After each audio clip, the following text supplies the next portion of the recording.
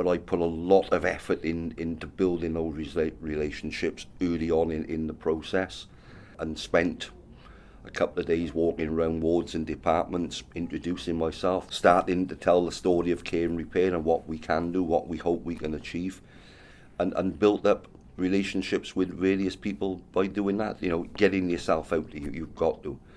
They've got a better understanding of what we are about. I think as far as Newport is concerned within this pilot, though, we have been that, not just a grab rail service, but a fast-acting minor adaptation service to facilitate hospital discharge. I'd been a community caseworker for 15 years, but working under the pressure of an acute hospital is completely different.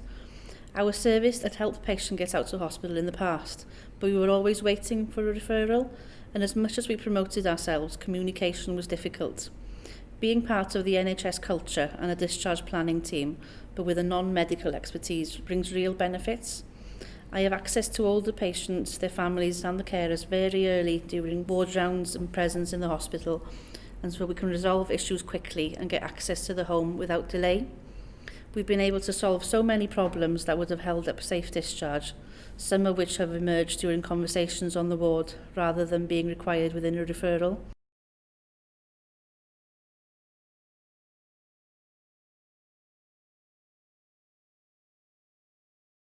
Let me go and do it. Let me see the patient. Let me get the information for you. Speak to the family to save your time. So it is, you know, we're here to help, aren't we, at the end of the day? So if we can help them, it's not just about helping the patient get home, it's about helping the staff help the patient get home as well. Sometimes as well, they might think that they're okay when they go home.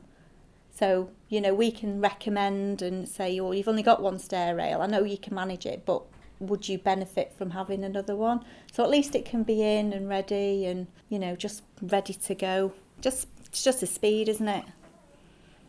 I had an experience a few weeks ago where my gran had a fall at home, getting up in the middle of the night, and she tripped over and say banged a hip and a head. Unfortunately, there was no beds, so she spent the night in the corridor because of the demand for obviously the services, and we sat with her till it must have been about 2 o'clock in the morning, and then we realised she wasn't going to get a bed. But the staff there were fantastic, and they were making sure that she was okay. So the following day, I got a call to say that she'd been sent home, and that everything was put in place for her to get home. Having spoken to my granddad, he'd taken a call at 10 o'clock in the morning to say that she'd been seen by the physio and the OT. She was ready to go home, and that someone would be installing a rail to help her get up the stairs and deliver a commode and a frame for her too. As he was on the phone, he had a knock at the door, and it was a small repair officer from the Flintshire agency ready to install the rail. This was probably about an hour before my nan was home, so they completed it there and then. Additional rail on the stairs, done a fantastic job, and my nan got home, you know, safely and securely, and she's using the rail now for extra support.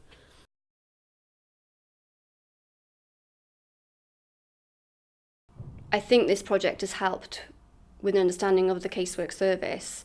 So I did some joint visits with the occupational therapists, and while I was there, I picked up works that they hadn't actually, and it was things like flashing doorbells, which they probably wouldn't look at as a matter of course. Also things like, like smoke alarms, carbon monoxide alarms, checking people's benefits. We look at fuel bills, water bills, trying to increase people's income. So I think it showed them the benefit of having a caseworker going out and providing the holistic service. And I think from the patient's point of view, once they were home and they were settled, I think they were actually quite keen to get someone out to just have a chat with them. Because I would go in on the basis of, I know you've been in hospital, we fitted, say, for example, a ramp for you, just come to see if you need any more help, and started the conversation like that. And I think they were quite grateful that somebody was actually coming to the house and having that conversation with them.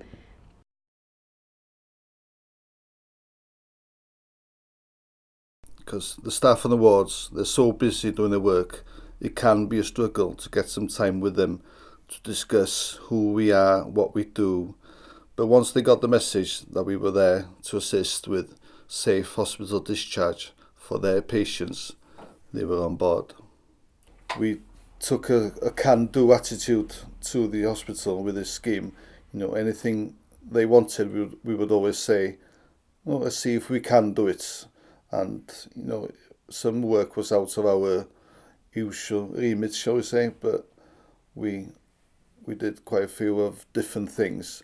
So they do know now that we're not just the Gabriel service, because I think we delivered 1 or 2 beds because there was nobody else to do it, and I think the discharge nurses would have had to wait, I think she said, 5 days for the matters to go out from the joint stores, and we took it out so that afternoon.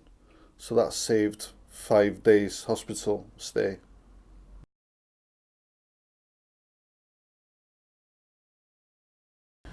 Before, we didn't really have much of a relationship. You'd see recommendations coming through from the occupational therapists. Maybe you'd have to ring them about 1 or 2 things. But now you're putting faces to names. If there's something I need to know, I can pick up the phone. I know exactly who I'm speaking to. I know the best person I need to go to for specific queries. It's just been a really, really positive pilot. I've been absolutely amazed at how well it's done.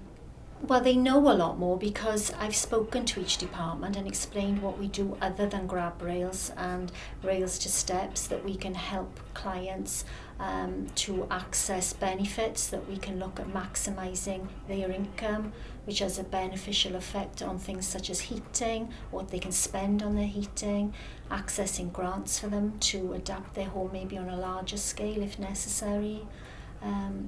Applying to Nest, for example, to look at new boilers and central heating systems. The NHS staff here had no idea we even covered any of that.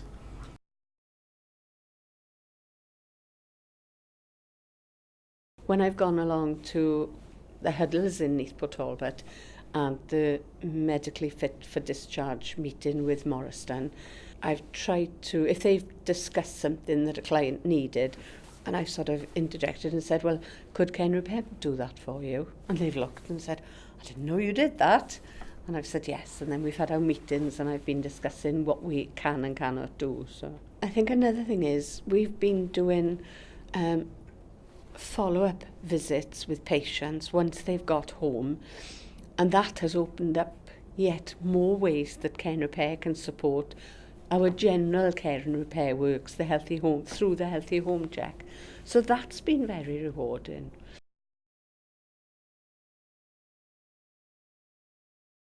It might be that the client, patient feels that they are coping really well at home. You know, they don't need any extra help, but having that extra pair of eyes, they might spot something, even if something like a carpet is raised, you know, so to get that flat to stop trips and things, definitely having that second pair of eyes is very beneficial. One thing about that lady that I didn't mention is, even if the hospital staff had asked her, I don't think she would have told them how bad her property was, really, you know, that she didn't have heating and things.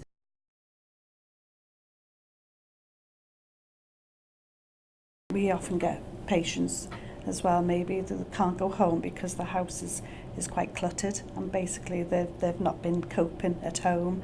You know, they've not been well and they haven't kept on top of things.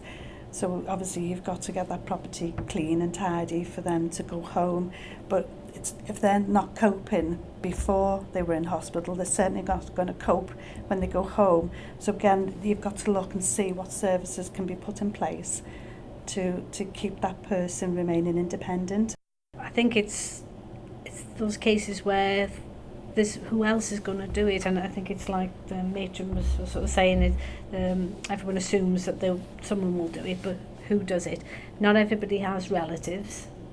We've got an increasingly elderly population now, and you know, not everybody has relatives that are fit and well and able to be doing, you know, moving furniture, for example. It sounds a simple thing, but that's been a lot, You know, a lot has been down to, well, they could go home if somebody could bring that bed downstairs, and we've done it that day, you know, so I don't know where else they would go. Since they've been in here, I've learnt a lot from them, really, what other things that they can offer. Picking up from communication, face-to-face is great with us. One good example yesterday was spot on. I'd been to the ward, and this lady is in order, and family was stressed. They got multisclerosis, they couldn't do it. So I came back up and I spoke to Jacquie, and all I asked was, look, this is what I've got, what do you think? Spot on. She was gone down the ward to support this person. That one was yesterday, was the quickest I've ever had. So by them being here based with us is absolutely necessary, because we've got lots of things that get thrown at us. They can overhear what the nurses tell us, and straight away there's an answer, or they'll go away and they'll look for that. I've had a lady here on the ward that very, very poor, no money, wasn't sleeping in a bed. Here helped me to get her home with a bed. And that was fantastic. That woman has stayed out in the community, no ulcers on her legs, no swollen on her legs, because of that bed.